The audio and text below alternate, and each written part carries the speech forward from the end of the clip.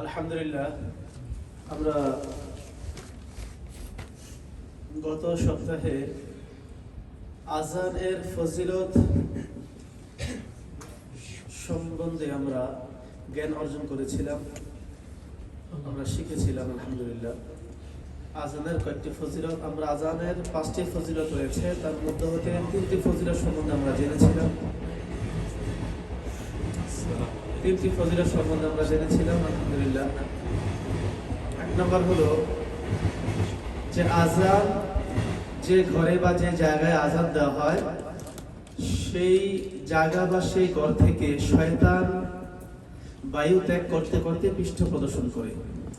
শয়তান বায়ু ত্যাগ করতে করতে পৃষ্ঠ প্রদর্শন করে, এটা আমরা জেনেছি। আলহামদুলিল্লাহ, হ্যাঁ, এবং এজন্য বেশি বেশি আযান দিতে হবে আমাদের জায়গায়, ঘরে বা জায়গায়, এবং আযান দিয়ে আমরা জামাতের সাথে নামাজ পড়বো। আমরা যারা ঘরে থাকবো, আযান দিয়ে জামাতের সাথে আমরা নামাজ পড়ার চেষ্টা করবো, তাহলে ওই ঘর ইনশাআল্লাহ দিনদার হয়ে উঠবে আস্তে আস্তে।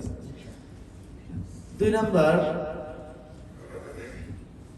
তুফান, ঝড় তুফান এবং ভূমিকম্প ইত্যাদি এরকম বিপদ আপদ বালা মুসিবতের সময়, যে কোনো বিপদ আপদ বালা মুসিবতের সময় যদি আযান দেওয়া হয়, তাহলে আল্লাহর রহমতে বিপদ আপদ বালা মুসিবত সেটা কমে যাবে। বিপদ আপদ বালা মুসিবতের সময় আযান দিলে আল্লাহর রহমতে বিপদ আপদ বালা মুসিবত কমে যাবে। এজন্য যখন কোনো বিপদ দেখা দিবে আমাদের সামনে, ঝড় তুফান ইত্যাদি, ভূমিকম্প বা অন্য কোনো কিছু, তখন আমরা অবশ্যই আযান দেব, তাহলে আল্লাহ পাক বিপদ আপদ কমিয়ে দিবেন। এবং 3 নম্বর আযানের ফজিলত বলেছিলাম যে যখন কোনো নবজাতক শিশু জন্মগ্রহণ করবে, যখন কোনো শিশু ভূমিষ্ঠ হবে, জন্মগ্রহণ করবে, তখন তার জন্ম পর তার ডান কানে আযান এবং বাম কানে ইকামত দিতে হবে। এটা সুন্নাহ এবং এটার ফজিলত রয়েছে। তার ডান কানে আযান এবং বাম কানে ইকামত দিলে সেই বাচ্চা নেক হবে, সেই বাচ্চা সালেহ হবে, দিনদার হবে, এবং সে আল্লাহওয়ালা হবে, খাঁটি মুমিন হবে। এজন্য জন্মের পর তার মা এবং বাবা আযান দিয়ে দিবে। অন্য কোনো জায়গা থেকে হায়ার করে ভাড়া করে আনার কোনো প্রয়োজন নেই। আযান দেওয়ার জন্য মুফতি, মুহাদ্দিস, ইমাম, মাওলানা হতে হবে, এটা কোনো জরুরি নয়। যে কোনো মুসলিম ভাই আযান দিতে পারে।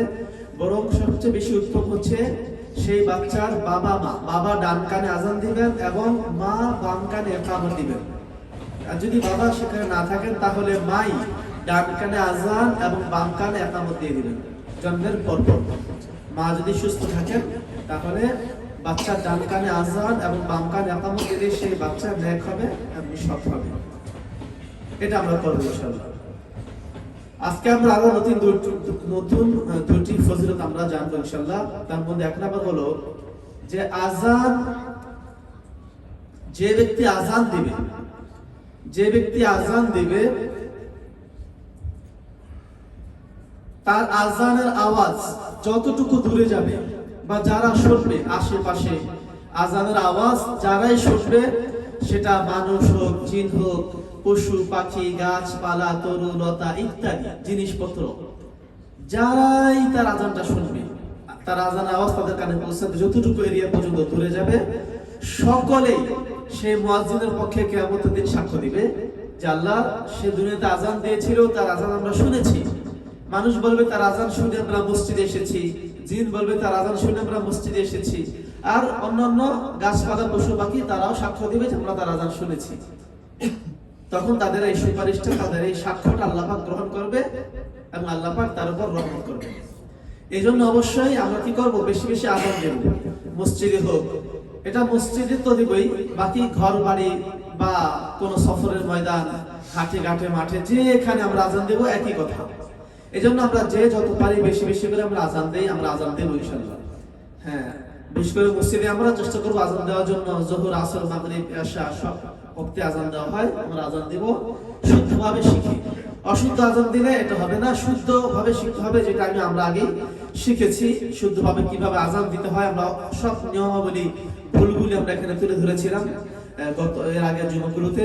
তো এই জন্য অবশ্যই আমরা আরো নিজেরা ব্যক্তিগতভাবে কোনো ইমাম বা আলেম বা কোনো রেকর্ডের মাধ্যমে শুনে আমরা অবশ্যই আজানকে শুদ্ধ করে নেব এবং শুদ্ধভাবে আমরা আজান দেব, শুদ্ধভাবে আমরা আজান দেওয়ার চেষ্টা করব। অনেকে আমরা শুধু জুমার দিন আজান দেওয়ার চেষ্টা করি, বেশি মানুষ আছে এজন্য ভালো লাগে।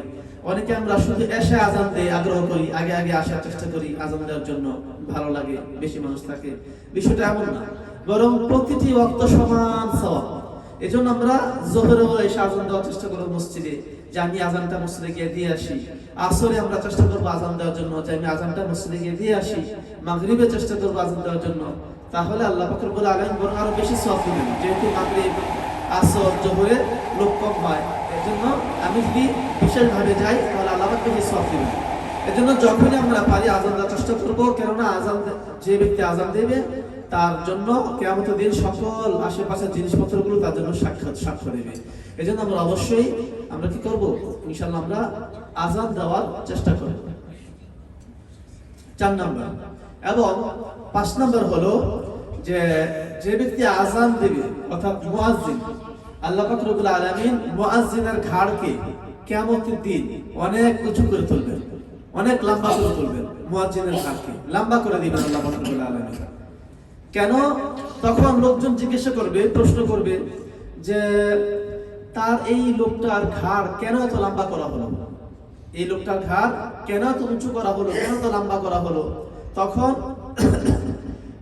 জবাব আসবে, উত্তর দেওয়া হবে যে সে দুনিয়াতে আজান দিত, সে দুনিয়াতে লোকদেরকে নামাজের জন্য আহ্বান করত, লোকদেরকে ডাকতো নামাজের জন্য।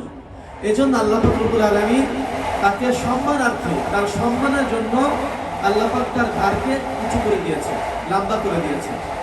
হ্যাঁ, তাহলে আমরা কি করবো? এমনি ভাবে এজন্য আমরা এই সম্মানটা অবশ্যই সকলে পেতে চাই, তাহলে আমাদের কি করতে হবে? আজান দিতে হবে। যদি আমরা আজান দেই তাহলে আল্লাহ পাক রব্বুল আলামিন আমাদের ঘাড়টাকেও সেদিন উঁচু করে দিবেন। এরকম উঁচুটা কিন্তু খারাপ দেখা যাবে এমনটা নয়, বরং খুব সুন্দর দেখা যাবে, মানুষের লম্বা হবে আর কি, ঘাড়টা একটু লম্বা হবে, বুঝানোর জন্য, সম্মান দেওয়ার জন্য যে সে মুয়াজ্জিন ছিল, দুনিয়াতে আজান দিত, আল্লাহ পাকের নাম বলে বলে ডাকতো লোকদেরকে, এভাবে এজন্য তাকে এত সম্মান দেওয়া হয়েছে, তখন এটা বলা হবে। এজন্য আমরা সকলে অবশ্যই চেষ্টা করবো আমরা বেশি বেশি বেশি বেশি করে আজান দিতে। হ্যাঁ, একটু আগে এসে মসজিদে এসে আমরা আজান দেওয়ার চেষ্টা করবো। আল্লাহ পাক রব্বুল আলামিন আমাদের সবাইকে বেশি বেশি করে আজান দেওয়ার তৌফিক দান করেন, আমিন। भाई और दोस्तों, बुजुर्ग अजीजों, अल्हम्दुलिल्लाह हम अजान के फजीलत के बारे में हम जान चुके थे। तो अजान की 3 फजीलत हम बयान किया है, 3 फजीलत अजान की बयान किया है। 1 नंबर कि जिस घर में अजान दिया जाएगा, जिस जगह में अजान दिया जाएगा, तो उस जगह से शैतान रीह छोड़ते छोड़ते भागते हैं, शैतान रीह छोड़ते छोड़ते भागते हैं उस जगह से। इसलिए क्या करना, हमको ज्यादा से ज्यादा अजान देना पड़ेगा। खास करके जब हम घर में, अपने घर में नमाज पढ़ते हैं, या कोई ऑफिस में नमाज पढ़ते हैं, या किसी जगह में, जंगल में, सफर में नमाज पढ़ते हैं, तब क्या करना होगा? हमको अजान देकर जमात के साथ नमाज पढ़ना होगा। अगर हम अकेला भी नमाज पढ़ने वाला हो तब भी अजान देना होगा, तब भी अजान देना होगा, तो शैतान उस जगह से भाग जाएंगे, नबी रसूल ने फरमाया। इसलिए क्या करना होगा? हमको अजान देकर जमात के साथ नमाज पढ़ना होगा। हमारा फैमिली, बच्चा को लेकर, बीवी को लेकर, माँ बाप को लेकर, भाई दोस्त अहबाब को लेकर जमात के साथ नमाज पढ़ो। तो अजान देकर नमाज पढ़ो, पहले अजान देना, फिर जमात के साथ नमाज पढ़ना, तो शैतान उस जगह से भाग जाएंगे, बहुत तेज से भाग जाएंगे, रीह छोड़ते छोड़ते भाग जाएंगे, नबी रसूल ने फरमाया। तो इसलिए क्या करना होगा? हमको आजान देना होगा, घर में आजान चालू करना होगा। तो इस घर इंशाल्लाह आहिस्ता आहिस्ता दीनदार वाला बन जाएगा, आहिस्ता आहिस्ता अल्लाह ताला का नाम बहुत दिया जाएगा, अल्लाह ताला की खास रहमत अल्लाह ताला बरसेंगे उस घर में। इसलिए हमको आजान देना होगा, हमारे घर में चालू करना होगा।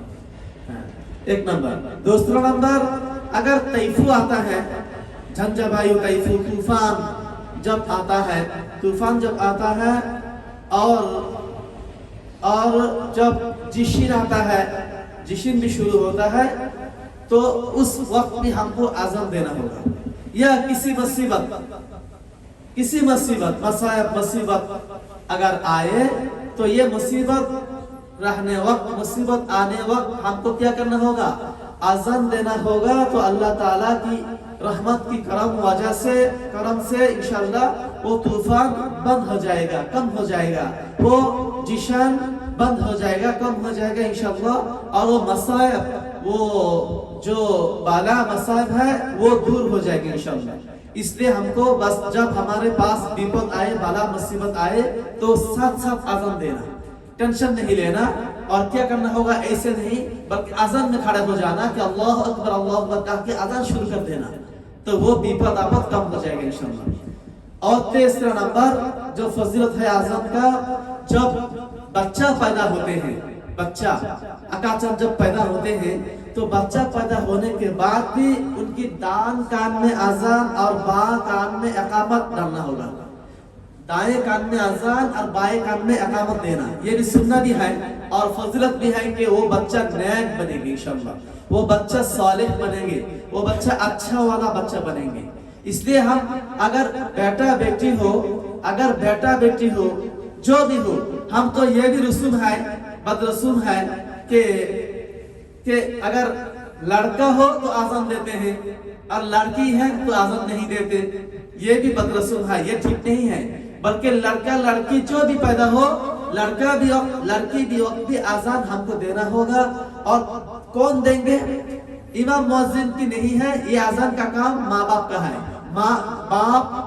बच्चों के बाप दान कान में आज़ान डालेंगे और बच्चों की माँ बाम कान में इकामत डालेंगे, ये सुनना है। इसलिए हमको क्या करना होगा? हमको आज़ान देना होगा। एजন্য আমরা কি করব? हम क्या करना है? जब हमारा बच्चा पैदा होंगे तो माँ, अगर बाप उधर नहीं रहेंगे तो माँ बच्चे को दान कान में आज़ान और बाम कान में इकामत देना होगा। तो इंशाअल्लाह वो बच्चा नेक बनेंगे और शैतान से बच सके इंशाअल्लाह। और चौथा नंबर फजीलत ये है कि जो भाई आज़ान देंगे, मतलब मुअज्जिन जो आज़ान देते हैं, तो आज़ान उसकी आवाज जितने आसपास रहने वालों सुनते हैं, आसपास जो रहने वालों सुनेंगे, उनकी आवाज जितने दूर में जाएंगे आज़ान की आवाज सुनेंगे तो वो सारा मखलूक़ात, इंसान भी हो, जीन भी हो, और क्या दरख्त भी हो, दरख्त या परिंदा भी हो, तो परिंदा, दरख्त, जीन, इंसान जितने आसपास रहने वाला सारा चीज उनके लिए क़यामत के दिन अल्लाह ताला के पास सुपारिश करेंगे। क्या अल्लाह, ये मुअज्जिन था दिन में, वो आज़ान पुकारते थे, आज़ान देते थे, हम उनकी आज़ान सुन के मस्जिद में गए थे, तो इसलिए उनको माफ फरमा, रहम फरमा, ऐसे सुपारिश करेंगे, उनको जन्नत फरमा, अल्लाह ताला उनकी सुपारिश कबूल करेंगे। इसलिए हमको आज़ान देना होगा, मस्जिद में हो या घर में हो, आज़ान देना होगा ज्यादा से। और पांचवा और नंबर है कि जिस भाई दुनिया में आज़ान देंगे, अल्लाह ताला क़यामत के दिन उनकी जो ये खूबी है, घाड़ है, गला है, उनको लंबा करके उठाएंगे क़यामत के दिन। जरा लंबा कर देंगे तो सब क़यामत वालों, हशर वालों को नजर आएंगे कि ये भाई इतना लंबा घाड़ क्यों है, लंबा गला क्यों है बना गया है। तो आवाज आएंगी, जवाब देंगी कि वो दुनिया में आज़ान दिया करते थे, दुनिया में आज़ान देते थे और लोगों को नमाज की तरफ बुलाते हैं, नमाज की तरफ पुकारते थे। इसलिए अल्लाह ताला उनको इज्जत देकर अल्लाह ताला उनको घाड़ को लंबा कर दिया, ऊंचा कर दिया, ऐसे उनको जवाब दिया जाएगा, है ना। इसलिए हमको क्या करना होगा भाई? हमको आज़ान देना होगा, हमको ज्यादा से ज्यादा सही तौर पर सीख कर हमको आज़ान देना होगा। घर या मस्जिद जिधर भी हो हमको आज़ान देना होगा। अल्लाह ताला हमारे सबको तौफीक अता फरमाए, आमीन। इस्लाम खियातोनो खियादाने min as-sama, alhamdulillahi rabbil alamin.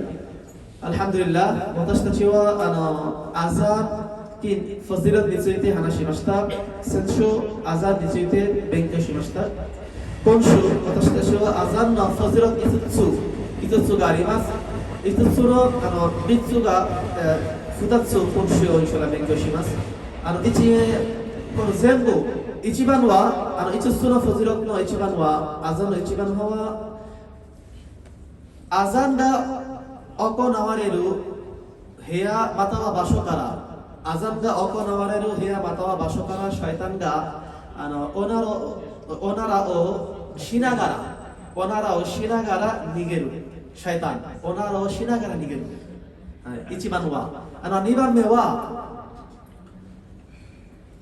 台風や地震など、危険性があるとき台風や地震など危険性があるときアザンすればアッラタアラの慈悲でおかげアッラで台風や地震など危険性が終わりますなくなりますインシャアラ3番目は赤ちゃん生まれた後赤ちゃんの右耳でアザンと左耳でエカマすればこの赤ちゃんがいい人になります赤ちゃんがネッにします、はい、赤ちゃん生まれた後この赤ちゃんのお父さん左耳でアザン赤ちゃんのお母さん右耳でアザン赤ちゃんのお母さん左耳でアザンすれば赤ちゃんがネッになります、はい、4番目は誰がアザンする彼のアザン聞こえる人とか人間とか植物動物すべての人インサン動物すべてのムアッティンのために証言します、はい、復活日に最後の日に証言します5番目はアッラタアラが復活日に最後の日にムアッティンのためムアッティンの首を長くてこれは高いするだろうでしょう、はい、高いするでしょうですから人々はなぜこの人に方の首を長くて高いしたと答えは人は世界で人々を礼拝にためアザンをかけていたですから長いした、はい、今日はここまでです。アッラタアラは私たちをいいアームすることをタウフィックを与えてくれますようにジャザクムラハイラ